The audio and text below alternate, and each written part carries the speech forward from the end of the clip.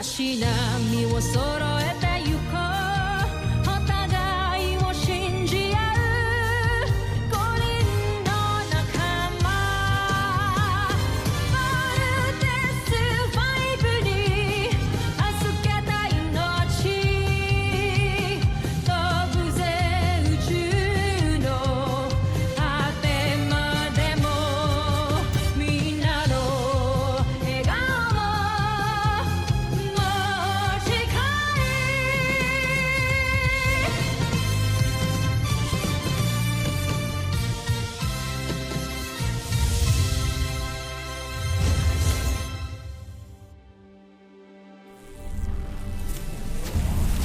Ang nakaraan sa Voltes 5 Legacy.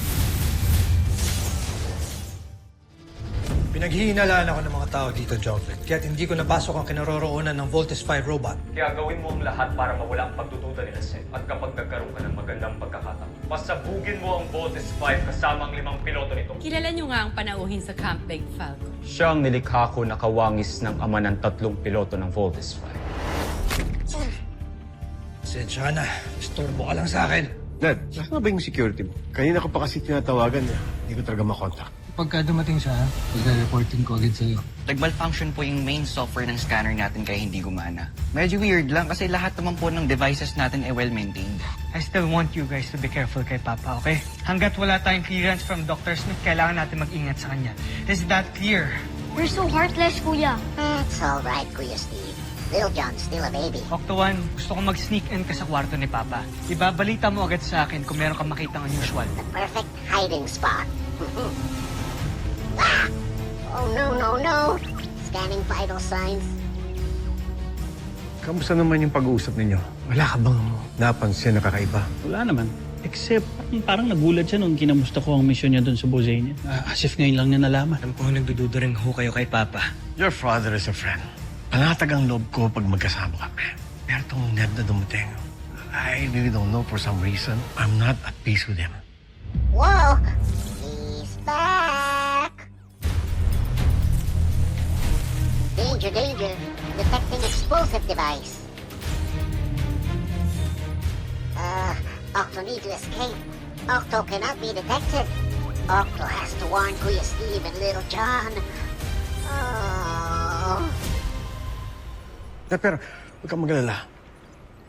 Gagawin kong lahat para makilala ko talaga kung sino tong Ned na to. Ingatan mo lang yung mga kapatid mo. Hindi habang panahon ay nandito ako para pangalagaan kayo. Steve, you promised me this. Kahit anuman ang mangyari, kahit ano man, magiging buo kayo for Voltes 5. Para sa planetang Earth. I promise, Dr. Smith.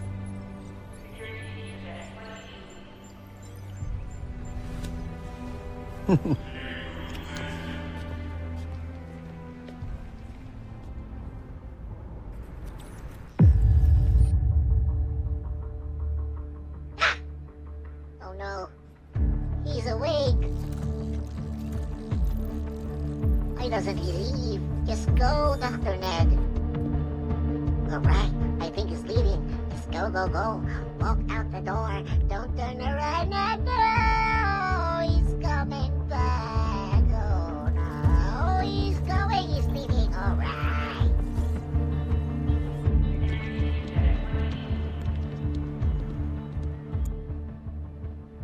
Ned, Richard.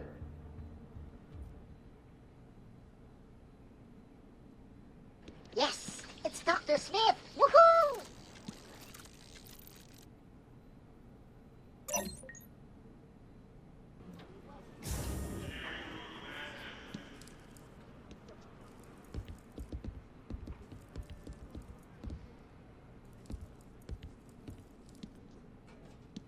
Good morning, Richard. Hi, Ned. Oh, hindi pa rin bumabalik yung security mo. Nasaan ba talaga sila? Hindi ko rin nga alam kung ba't hanggang ngayon hindi pa rin niya ako binabalikan.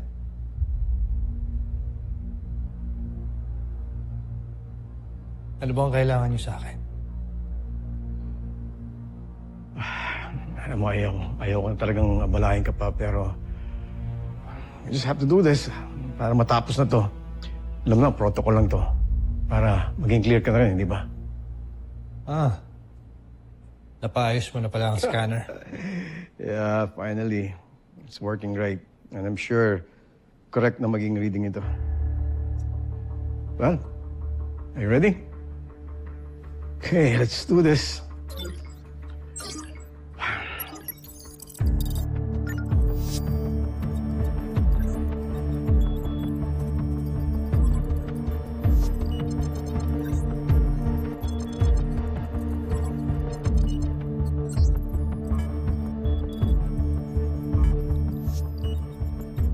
You see? Hindi ako ang kalaban. Dahil ako ang tunay na Ned Armstrong. You are an imposter. Hindi ka si Ned Armstrong.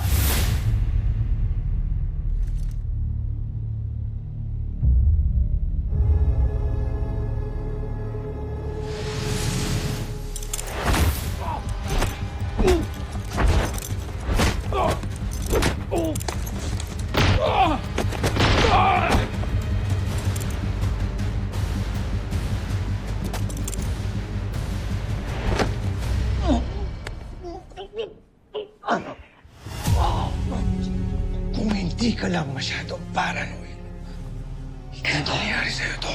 No, Dr. Steve. Pero masyado mo na akong pinipikon. Oh, kahit mapatay mo ko, hindi pa rin kayo mananalo dahil nandiyan ang Voltes 5!